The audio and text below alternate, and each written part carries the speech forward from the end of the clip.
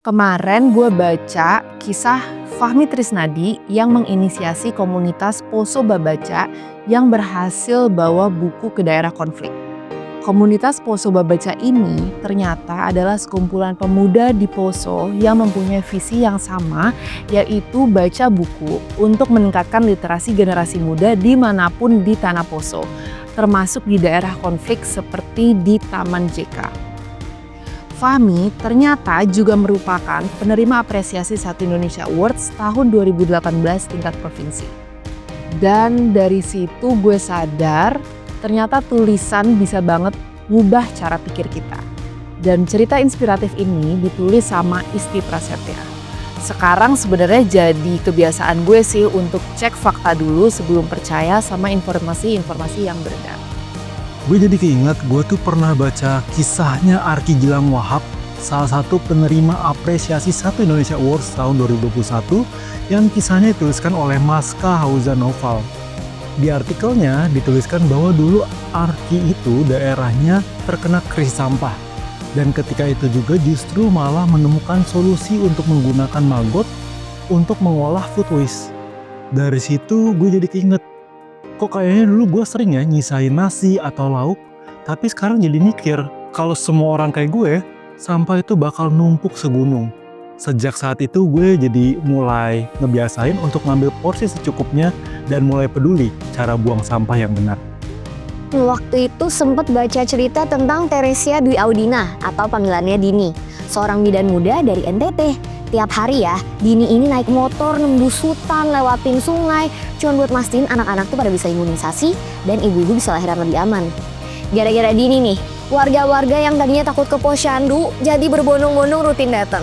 Cerita itu bikin aku mikir, ternyata satu orang aja bisa bikin kebiasaan satu desa berubah jadi lebih sehat. Dan ternyata ya, Dini ini merupakan salah satu penerima apresiasi Satu Indonesia Awards tahun 2024. Artikel yang ditulis oleh Sofi Nurwahidah ini jujur inspiratif banget sih. Kalau dipikir-pikir tulisan itu sering banget diremehin.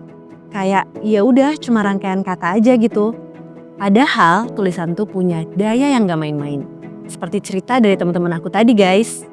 Bayangin gini, lo lagi random scrolling terus tiba-tiba nemu artikel tentang anak muda yang bikin taman baca di desanya.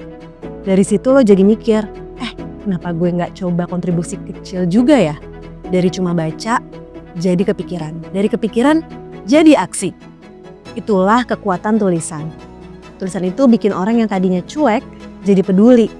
Bikin orang yang tadinya ngerasa gue gak bisa apa-apa, jadi yakin kalau kontribusi sekecil apapun bisa berarti. Ada yang bilang tulisan itu kayak jendela. Begitu kita baca, mata kita kebuka. Kita bisa lihat realita yang sebelumnya nggak pernah kita sadari. Dan seringkali momen kebuka mata itulah yang bikin kita berubah. Jadi jangan pernah ngeremehin tulisan. Karena siapa tahu kalimat sederhana yang kita tulis bisa jadi turning point buat hidup orang lain. Sekarang bayangin kalau tulisan punya kekuatan sebesar itu, berarti nulis bukan cuma soal menuangkan kata kan, tapi juga kontribusi. Menulis tuh kayak ninggalin jejak. Satu cerita yang lo bagikan hari ini bisa aja dibaca lagi 5 tahun, 10 tahun, bahkan puluhan tahun ke depan. Dan dampaknya bisa jauh lebih panjang dari yang kita bayangkan. Misalnya ada kisah tentang penggerak Desa Sejahtera Astra yang awalnya cuma tulisan singkat di media lokal. Tapi gara-gara ditulis, banyak orang akhirnya datang ke desa itu, belajar, ikut terinspirasi. Dari satu cerita jadi banyak aksi nyata. Itu kenapa aku percaya menulis tuh bagian dari kontribusi buat masyarakat, buat lingkungan, bahkan buat generasi mendatang. Kata-kata bisa jadi warisan. Gak semua orang bisa bangun gedung tinggi. Gak semua orang bisa bikin program nasional. Tapi semua orang bisa nulis cerita. Dan lewat cerita itu kontribusi kita bisa bertahan lebih lama dari kita sendiri. Makanya kalau lo punya kisah yang layak untuk dibagi, jangan simpan sendiri. Ini waktunya untuk ikut Lomba Foto Asra dan Anugerah Pewarta Asra 2025. Foto dan tulisanmu bisa menjadi bagian dari gerakan positif yang lebih besar. Tahun ini temanya adalah Satukan Gerak, Terus Berdampak. Simple tapi dalam banget. Karena pada dasarnya satu orang mungkin bisa bikin perubahan kecil, tapi kalau banyak orang gerak bareng, dampaknya bisa jauh lebih besar. Siapapun bisa ikutan. Ada kategori wartawan, ada juga kategori umum. Jadi gak ada alasan buat bilang, gue bukan penulis profesional, karya gue biasa aja. Justru disinilah tempatnya semua orang untuk berbagi. Foto yang dikirim bisa potret aksi nyata masyarakat, apa aja yang menggambarkan dampak positif untuk Indonesia. Sedangkan untuk tulisan bisa cerita inspiratif tentang kontribusi Astra, kayak kisah penerima 1 Indonesia Awards, penggerak desa sejahtera Astra, kampung berseri Astra, sampai binaan Yayasan Astra di pedesaan. Dan tenang, apresiasinya juga serius banget nih. Hadiahnya keren-keren banget. Nah ini nih guys hadiahnya. Tapi di luar hadiah yang lebih penting adalah kesempatan buat menginspirasi. Bayangin karya lo dibaca ribuan orang, mungkin sampai pelosok negeri.